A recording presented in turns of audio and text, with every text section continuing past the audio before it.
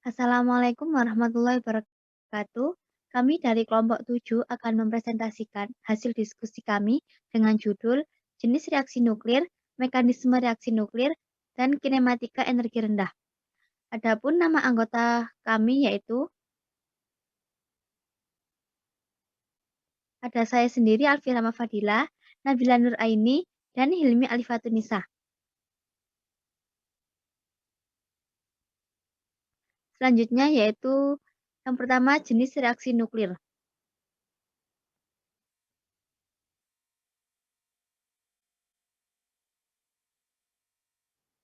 Reaksi nuklir.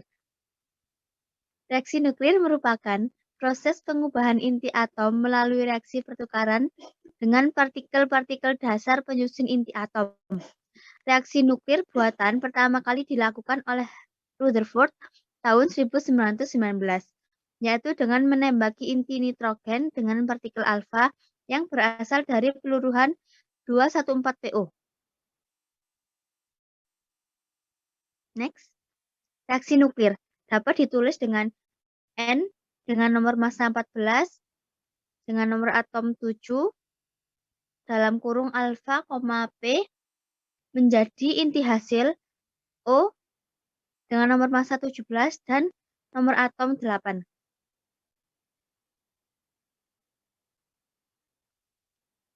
Fisi nuklir.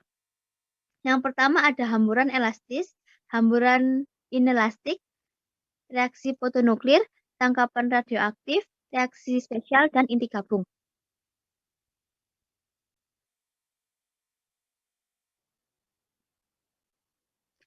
Yang pertama, yaitu hamburan elastis.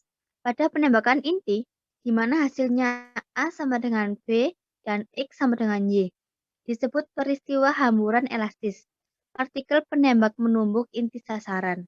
Ia kehilangan sebagian energi kinetiknya yang dialihkan pada inti sasaran. Tidak terjadi perubahan energi potensial total, dan energi kinetiknya kekal. Jumlah energi yang ditransfer ke inti sasaran dapat dihitung dengan rumus EM, energi kinetik awal, sama dengan 4M massa dikali M massa M sin kuadrat theta per 2. Dibagi M massa ditambah massa M kuadrat EM, di mana EM adalah energi kinetik awal dari partikel penembak dengan massa M, dan EM adalah energi kinetik yang diterima oleh inti sasaran dengan massa M. Theta adalah besar sudut penyimpangan dari arah datang semula dengan arah setelah menumbuk inti sasaran.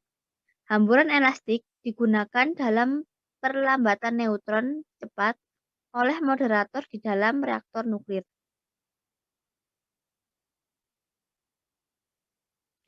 Selanjutnya ada hamburan inelastik. Suatu proses penghamburan dianggap inelastik jika sebagian energi kinetik partikel misil digunakan untuk menaikkan energi potensial inti sasaran, antara lain berupa eksitasi ke tingkat energi yang lebih tinggi.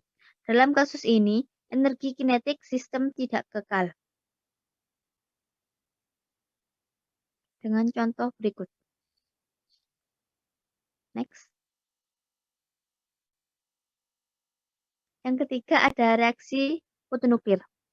Reaksi-reaksi inti yang diinduksi oleh sinar X atau foton G berenergi tinggi lebih dari 1 MeV.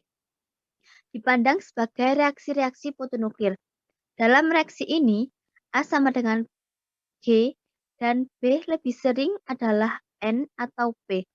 Dan bila menggunakan foton dengan energi sangat tinggi, maka B kemungkinan besar adalah D, T atau A, atau bahkan campuran partikel-partikel.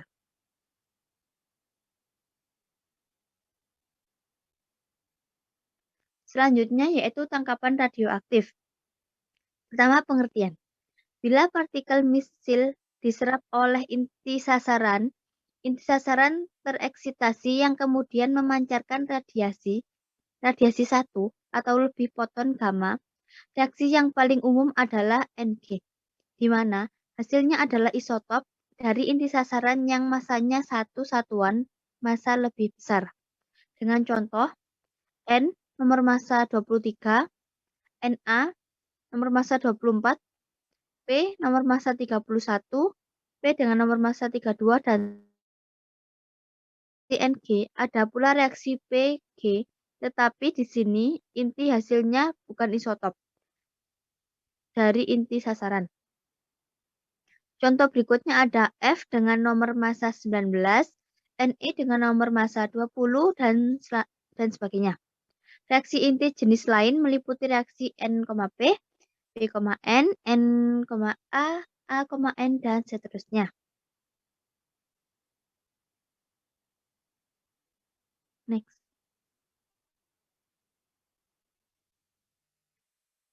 Nomor 5. Reaksi inti spesial.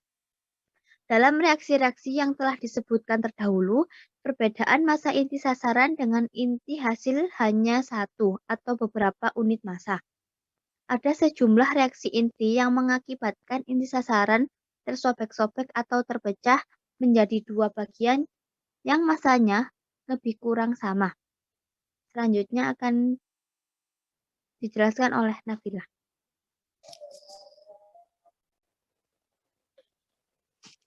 Kemudian penguapan, spalasi, fisi. Itu yang penguapan apabila berbagai nukleon atau gabungan nukleon seperti partikel alfa meninggalkan inti sasaran. Contohnya Hl dengan massa atom 27 dan Na dengan massa atom 24. Yang spalasi yaitu reaksi yang sedikit lebih hebat dari evaporasi. Sejumlah besar nukleon dilemparkan keluar dan hasilnya jauh lebih ringan dan inti sasaran. Contohnya Cu dengan massa atom 63 dan lain-lain. Kemudian fisi, yaitu proses di mana inti yang tereksitasi oleh neutron atau cara lain membelah menjadi dua bagian yang massanya seimbang. Contohnya seperti pada layar.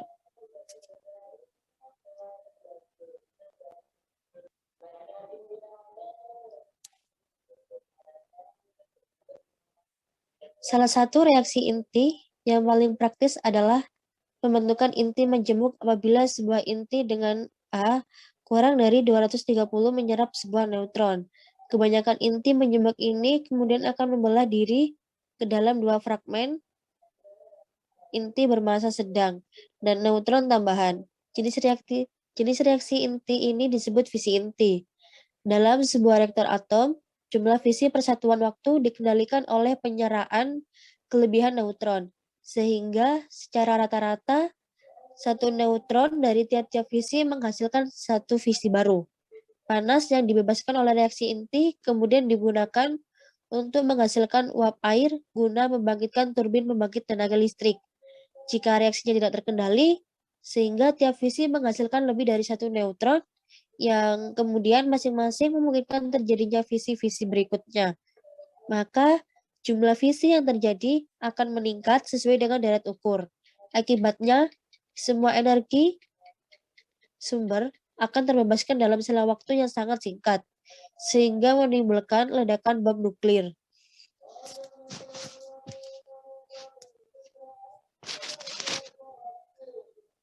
Salah satu reaksi fisi yang khas adalah contohnya seperti pada layar tersebut dengan perbandingan massa atom fragmen-fragmen M1 per M2 secara eksperimen diperoleh kurang lebih 3/2. Bilangan E yang menyatakan jumlah neutron yang dibebaskan dalam fisi sebuah unsur atau inti tertentu bergantung pada fragmen-fragmen akhir dihasilkan.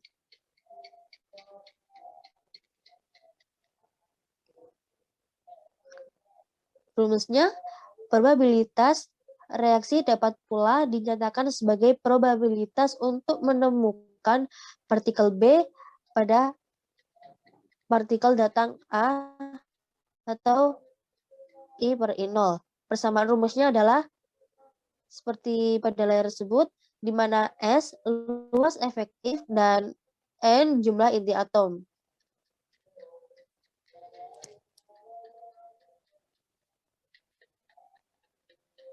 Yang keenam, inti gabung. Neutron tidak bermuatan dan memiliki momen magnetik yang sangat kecil, sehingga dalam perjalanannya, neutron tidak berinteraksi dengan elektron atomik. tetapi hanya berinteraksi dengan intinya. Neutron dapat berinteraksi dengan inti secara elastis atau energi kinetik kekal atau secara tak elastis. Jika tumbukannya tak elastis, ini ditinggalkan dalam keadaan tereksitasi. Kemudian energi eksitasinya dikeluarkan dalam peluruhan gamma. Tidak setiap gabungan neutron dan proton menjadi sebuah inti mantap. Pada umumnya, inti ringan A kurang dari 20 mengandung jumlah neutron dan proton yang hampir sama. Sedangkan pada inti, berat porsi neutron bertambah besar karena partikel alfa mereduksi Z dan N inti induk masing-masing dengan 2.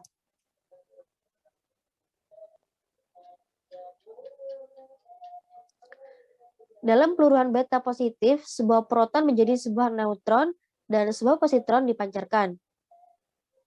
Contohnya seperti P pangkat plus N 0 plus E pangkat min pangkat negatif. Jadi peluruhan beta negatif mengurangi proporsi neutron dan peluruhan beta positif menambahnya.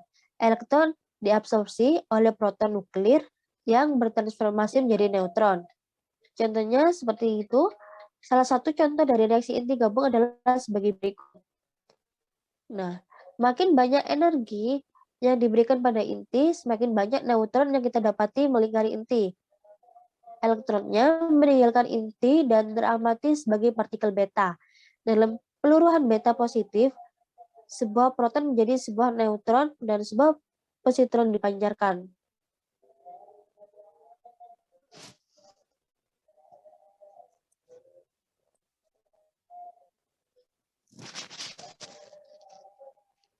Salah satu reaksi inti yang paling praktis adalah pembentukan inti majemuk apabila sebuah inti dengan A lebih 230 menyerap sebuah neutron. Kebanyakan inti majemuk ini kemudian akan membelah diri ke dalam 2 fragmen, inti bermassa sedang dan neutron tambahan. Jenis reaksi inti ini disebut fisi inti. Dalam sebuah reaktor atom, jumlah fisi persatuan waktu dikendalikan oleh penyeraan kelebihan neutron, sehingga secara rata-rata satu neutron dari tiap-tiap fisi menghasilkan suatu fisi baru. Panas yang dibebaskan oleh reaksi inti kemudian digunakan untuk menghasilkan uap air guna membangkitkan turbin pembangkit listrik jika reaksinya tidak terkendali, sehingga tiap fisi menghasilkan lebih dari satu neutron, yang kemudian masing-masing memungkinkan terjadinya fisi-fisi berikutnya. Maka jumlah fisi yang terjadi akan meningkat sesuai dengan deret ukur. Akibatnya, semua energi akan terbebaskan dalam selang waktu yang sangat singkat, sehingga menimbulkan ledakan bom nuklir.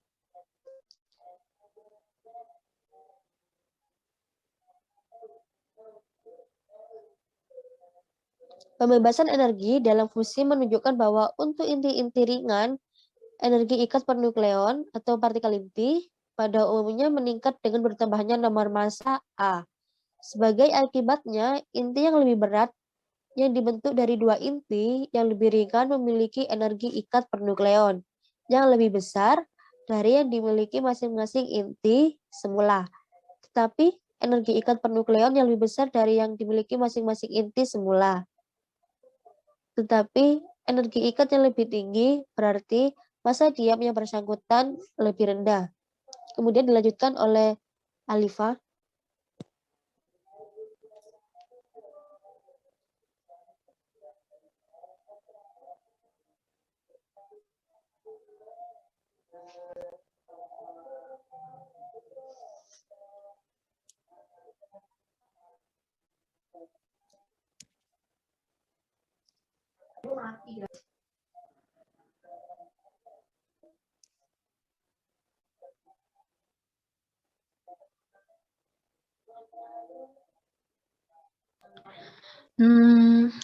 Materi kedua yaitu nuclear reaction mechanism, yaitu mekanisme reaksi nuklir.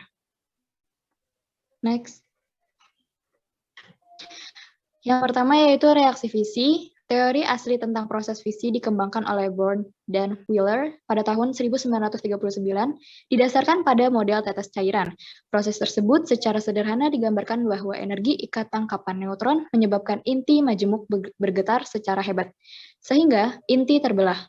Neutron-neutron dipancarkan dari inti, beberapa fragmen fisi terbentuk dalam keadaan eksitasi dan meluruh dengan memancarkan radiasi gamma dengan umur hidup 10-15 min 15 sampai dengan 10 min 13 second. Selanjutnya, fragmen fisi meluruh dengan peluruhan beta negatif menuju garis kestabilan. Jika kita menghitung energi yang dibebaskan pada proses fisi sedemikian hingga inti, A, Z terbelah menjadi dua buah inti, setengah A, setengah Z, yang dikenal dengan fisi simetris, diperoleh dari rumus massa semi-empiris bahwa untuk nuklida A lebih besar dari 85, bahwa Q lebih besar daripada 0 atau positif. Pada inti-inti ringan tidak terjadi fisi spontan, karena pada inti-inti ini terdapat perintang fisi. Next. Fisi nuklir merupakan proses pembelahan inti berat menjadi dua atau lebih inti yang lebih ringan dengan melepaskan energi. Reaksi fisi merupakan salah satu reaksi nuklir yang paling praktis. Umumnya pembentukan nuklir gabungan ketika nukleus dengan A lebih besar daripada 230 menyerap neutron datang. Beberapa nukleus gabungan kemudian akan terpecah menjadi dua atau lebih potongan inti bermassa sedang dan neutron-neutron tambahan. Reaksi pembelahan inti memperlihatkan bahwa setiap pembelahan inti oleh satu neutron menghasilkan 2-4 neutron. Setelah satu atom uranium min 235 mengalami pembelahan, neutron hasil pembelahan dapat digunakan untuk pembelahan atom uranium 235 yang lain dan seterusnya sehingga dapat menghasilkan reaksi berantai. Bahan pembelahan ini harus cukup besar sehingga neutron yang dihasilkan dapat bertahan dalam cuplikan itu. Jika cuplikan terlampau kecil, neutron akan keluar sehingga tidak terjadi reaksi berantai. Pembelahan ini selalu menghasilkan energi sekitar 200 MeV pada setiap pembelahan inti. Energi yang dihasilkan pada pembelahan 235 gram uranium, 235 ekivalen, dengan energi yang dihasilkan pada pembakaran 500 ton batu bara.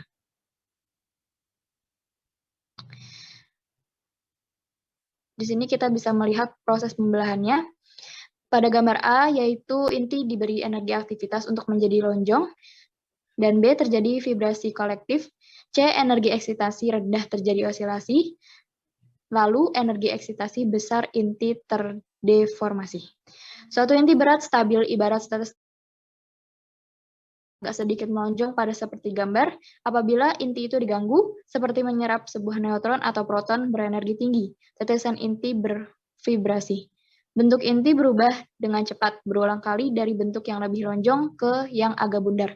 Bila inti tertarik ke bentuk yang sangat lonjong, energi tolakan kolom tidaklah banyak berubah, tetapi gaya inti melemah karena bertambahnya luas permukaan inti. Semua nukleon pada permukaan inti berkurang kekuatan ikatannya. Dengan penarikan yang cukup kuat, bagian tengah tetesan inti menjadi hampir putus, hingga inti dengan mudah terbelah menjadi dua bagian oleh tolakan kolom. Kedua bagian ini saling terdorong jauh, sehingga fisi nuklir terjadi. Ukuran kedua pecahan fisi tidaklah tetap. Kemungkinan pecahan yang satu memiliki nomor massa sekitar 90 dan yang lainnya sekitar 140.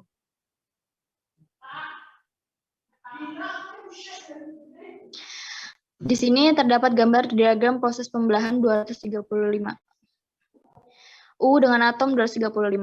Pada suatu proses fisi yang terjadi diperoleh yang pertama yaitu A, neutron yang dihasilkan dapat melakukan fisi lanjut. Dengan hasil pemancaran jumlah neutron yang makin banyak akan diikuti dengan lebih banyak fisi dan seterusnya. Yang B, ada dua jenis neutron yang dihasilkan yakni neutron langsung dan neutron tunda. Neutron langsung merupakan neutron yang dipancarkan pada saat pemecahan fisi, sedangkan neutron tunda dipancarkan setelah terjadinya kerusakan pecahan-pecahan inti berat. Neutron yang dihasilkan dapat hilang sehingga diperlukan moderator. Moderator dapat berubah air biasa, air berat, dan korban. Yang D, tidak selalu 3 neutron yang muncul pada suatu proses fisi. Secara rata-rata neutron yang dihasilkan kurang lebih 2,5. Yang E, yaitu energi yang dibebaskan sekitar 200 MeV yang berasal dari 80% energi kinetik, pecahan fisi, dan 20% dari energi peluruhan. Next.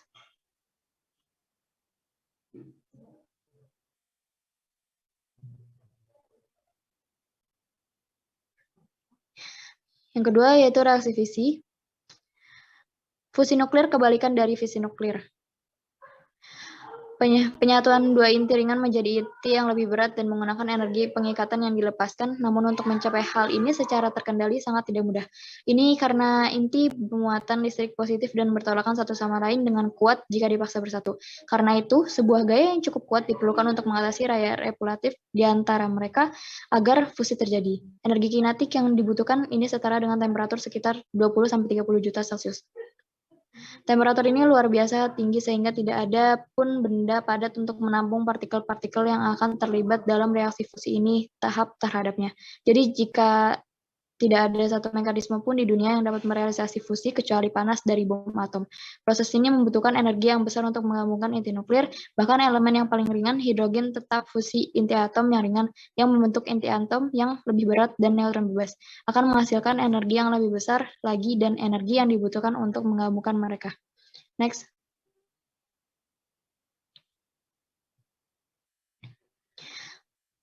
Suatu reaksi fusi nuklir dapat terjadi jika mengatasi gaya tolak kolom kedua partikel yang ingin digabungkan supaya dapat terjadi reaksi. Besarnya tolakan kolom dapat ditaksir dengan menghitung gaya tolak elektrostatik kedua permukaan partikel bersentuhan. Misalkan pada reaksi fusi di atas jari-jari sebuah deuteron sekitar 1,5 fm dan energi potensial elektrostatik dari dua muatan yang berjarak pisah 3 fm dan adalah kurang lebih dari 0,5 MeV, sehingga dengan mempercepat deuteron dengan energi kinetik sekitar 0,5 MeV dapat mengatasi tolakan kolom dan memicu reaksi yang membebaskan energi sebanyak 4,5 MeV, atau energi kinetik datang sebesar 0,5 MeV ditambah nilai Q sama dengan 4,5 MeV.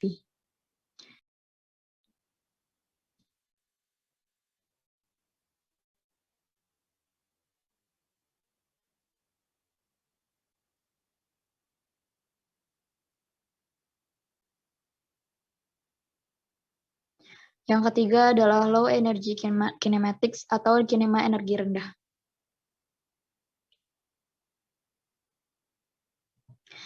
Pengertiannya dalam reaksi suatu reaksi melepas energi berarti energi kinetik partikel-partikel setelah reaksi lebih besar dari energi kinetik partikel sebelum reaksi. Penambahan energi ini datang dari pengubahan energi diam menjadi energi kinetik. Jumlah energi yang dilepas diukur oleh nilai Q reaksi inti yang didefinisikan sebagai selisih antara energi kinetik akhir dan awal. Next. Dalam sistem laboratorium, energi kinetik total timbul dari partikel datang saja. K-lab sama dengan setengah MaV kuadrat atau energi kinetik dalam sistem lempengan. Dalam sistem pusat massa, kedua partikel bergerak dan memberikan kontribusi pada energi kinetik total yang dapat dihitung pada rumus sebagai berikut. Next. Energi kinetik total partikel relatif terhadap pusat massanya ialah energi kinetik total dalam sistem laboratorium dikurangi energi kinetik setengah Ma plus MB V kuadrat dari pusat massa yang bergerak. Jadi dapat dianggap bahwa Kcm sebagai energi kinetik gerak relatif partikel itu, jika partikel bertumbukan, energi kinetik maksimum yang dapat berubah menjadi energi eksitasi dari inti majemuk yang terjadi dengan tetap mempertahankan kekekalan momentum ialah Kcm yang lebih dari K-lab. Harga Q suatu reaksi nuklir yaitu bisa dilihat rumusnya. Jika Q merupakan kuantitas positif, energi dilepaskan oleh reaksi itu. Jika Q kuantitatif negatif, energi kinetik dalam sistem pusat massa cukup besar harus diberikan oleh partikel yang bereaksi sehingga Kcm plus Q sama dengan 0.